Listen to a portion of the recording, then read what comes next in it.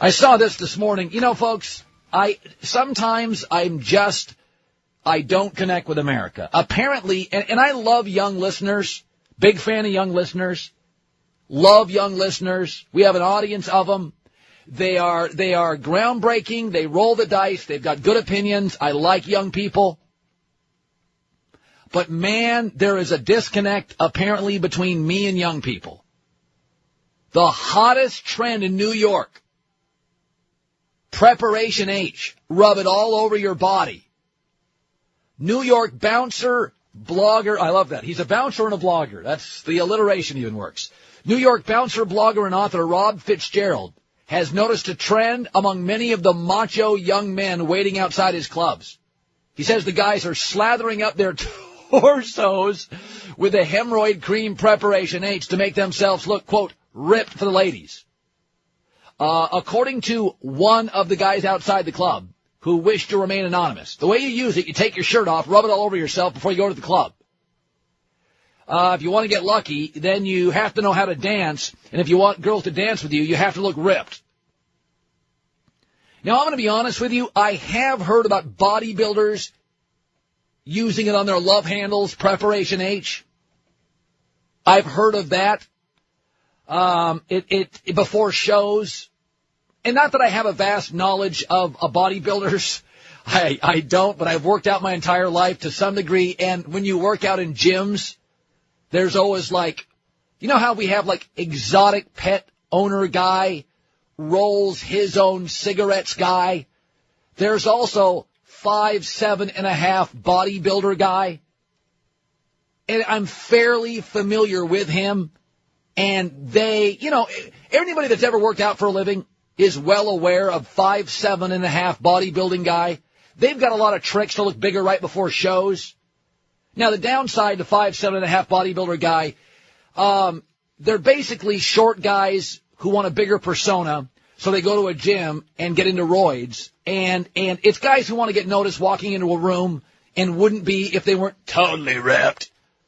And my whole life I've been surrounded, not a lot of them, but bodybuilder guy, it's not a hobby, it's an obsession. And so this Preparation H story sounds absurd, but if you've ever worked out in gyms like Gold Gym, 5'7.5" bodybuilder guy is very noticeable. He carries around that gallon of liquid during a workout. He can't turn his head without moving his entire torso. He hangs out with other 5'7.5" bodybuilder guys. They discuss protein shakes for hours. Their vocabulary consists of, yo, what up? Go out last night? Yo. That's pretty much it. Dialogue's not big.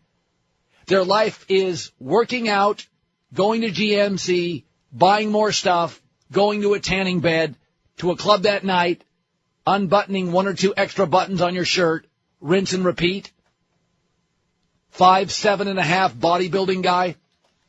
And they all secretly think that the rest of us want to be them. All like 5'7.5" bodybuilding guys swear that every guy in the gym looks at them and thinks, man, I wish I was 5'7.5", had a 47-inch neck, and could wear a dress shirt like them. Sweet. It's an excellent look. Throwing a gold chain, I'm green with envy. They've all got girlfriends, most named Trina. We are ripped. We're going to work out later for the 12th time today. I just ate a baby calf. Sweet. Everybody wants to be me. My girlfriend's got a receding hairline worse than mine. There's not enough weights in this gym. It sucks. I need more weights. Trina, let's beat this popsicle stand. There's not enough gigantic weights for us. So I'm very well aware of 5'7.5" bodybuilding guy, but apparently in New York City, the trend is when you go to the clubs to get a big tube of it, take your shirt off, rub it all over your torso, go dance, get ripped, and pick up on girls. I am officially no longer relating to 23-year-old men. I gotta move my car. I don't need a valet. I'll just pick it up and move it myself. Let's go lift Delaware. Trina, let's beat it. This gym doesn't have enough weight. Suck. You know, there's a big difference coming up next from being interesting and being relevant.